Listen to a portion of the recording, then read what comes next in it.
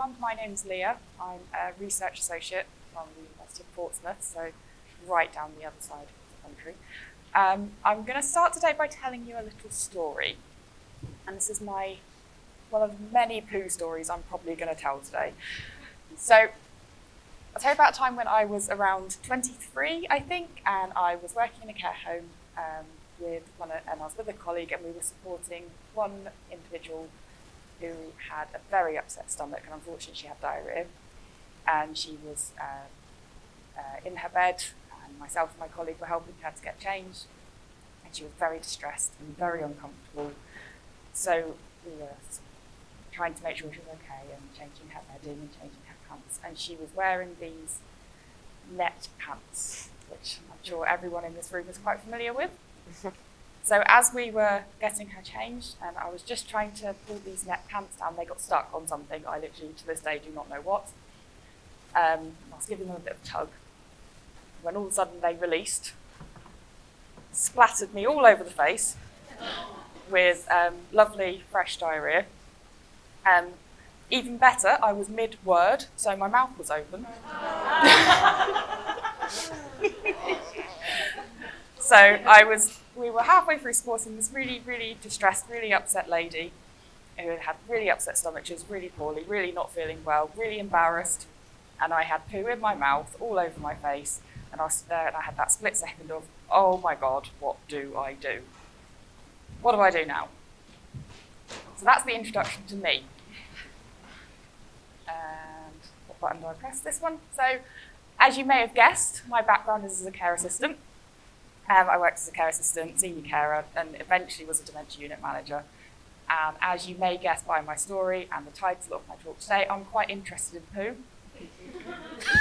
I'm the poo girl, always have been. My one publication was all about poo. My academic background is I did a foundation degree in dementia studies whilst I was a care assistant, and have gone on almost just need the box ticked to say that I've got a PhD. And I'm going to talk to you about my PhD research. So my PhD research is about how stigma around fecal incontinence is reproduced or mitigated by care staff in care homes, and what care practices aid care staff in this. And it was really about that story I told you about having the poo in my mouth and this individual who was really distressed, and all of the processes that went on in that split second where I'm thinking, well, I can't show her how upset I am. I can't show her that I'm so disgusted that I've got poo in my mouth because she's really embarrassed. I also need to get this poo out of my mouth, but I can't leave her in a mess because my colleague is, I can't leave my colleague on their own. I can't leave her on her own. I can't just go. So I've got to do something. I've got to manage all of this emotion that's going on in my head right now. So in my study, I did some document analysis. I'm very much like you, Martha, and mine was during COVID, so I had these great plans to do lots of things that went completely out the window. I did some document analysis, and I looked at CQC reports and guidelines and frameworks to see what they say about continence care that care workers do. Is it recognised, these skills, these activities that we do probably, I don't have to think how many times a day. And I conducted some interviews with care assistants, senior carers, and managers. And I think there was 17 women and 1 man, I think. So out of all of that, the findings that I came across really were about the skills that were involved, mainly in those continence care moments. And interestingly enough, this is never mentioned in guidelines and frameworks. The training that's involved in continence care is about things like, let's weigh some pads and take that to the continence nurse. Nothing about how you actually manage those situations in that moment when there's poo everywhere and it's all over the floor, or someone comes up to you and they hand you a present. You don't know what to do with it because you've got no gloves on. Those skills involved in managing those situations are incredible.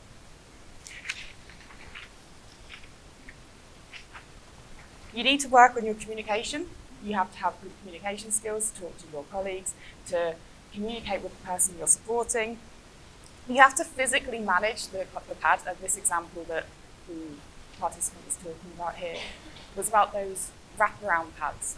When you're trying to get one side on, and then you're trying to balance while you're trying to get the other side on, and the person you're supporting, in my experience with advanced dementia, was probably quite confused about what was happening, so you've got someone else who's trying to sort of make sure they're okay, and it all becomes a bit confusing, and there's a lot of management going on.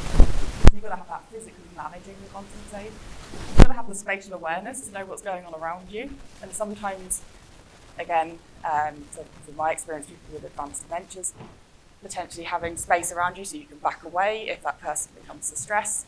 There's a lot of management going on there. You also need to know information about the person. You've got probably their entire life history running through your head, so you can talk to them and build those relationships with them whilst you're doing this. So managing those moments when you're providing continence care is quite a skillful activity that you're not trained for. The other thing that really came out of the participant interviews was the perception of devaluation that comes from continence care. And nearly every participant said to me something like, well, I don't like telling people I'm a carer, because then people look and they go, why do you want to do that? You just want to wipe bums. It's just the association with care work and poo and wiping bums, and everyone felt a little bit embarrassed about saying that they were a care worker, and as if they had decided, like it was their choice, that they just wanted to wipe bums.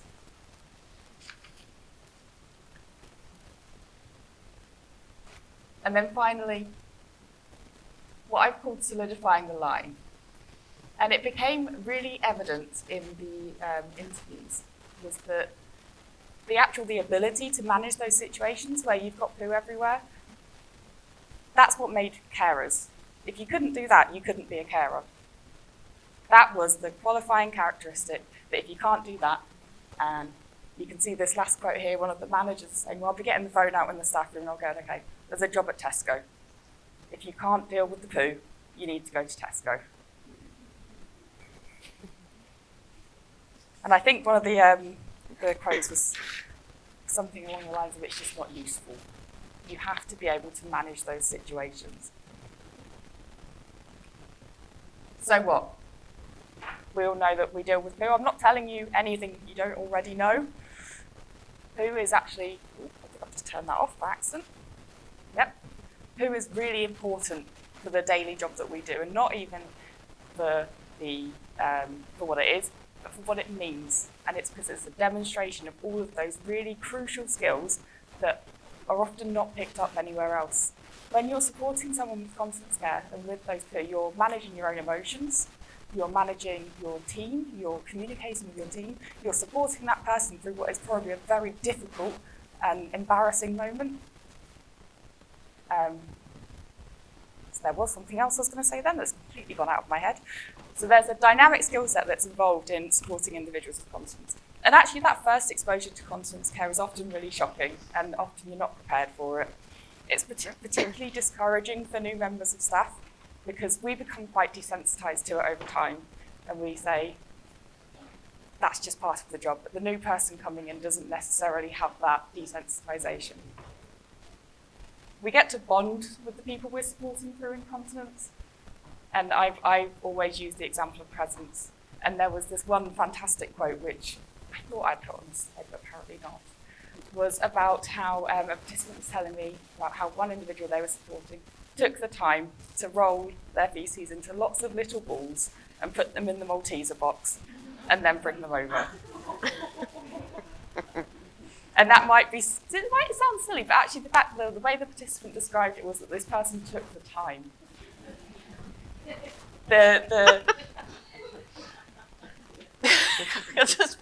I love hearing everyone laugh. This participant was actually quite emotionally touched by the fact that this individual sort of put that thought into it almost, and wanted to share something that they thought was really nice, even if it was poo. So the ability to manage those continence care interactions is like a qualification. So my take-home messages for this talk, we need to talk about poo more. Come and tell me all your poo stories, I'm here all day. For team cohesion, care staff at all levels should take part in continence care. So everyone in that care home should have something to do with continence care. it really means something to the team if everyone is doing this task. Acknowledgement of skills and complexities in continence care can lead to more development, recognising those incredible skills that you're putting into practice over something like a pile of poo is fantastic. And continence care can be difficult for new staff, so how can we support them more? And it's something to be aware of. So thank you very much. That was my poo talk.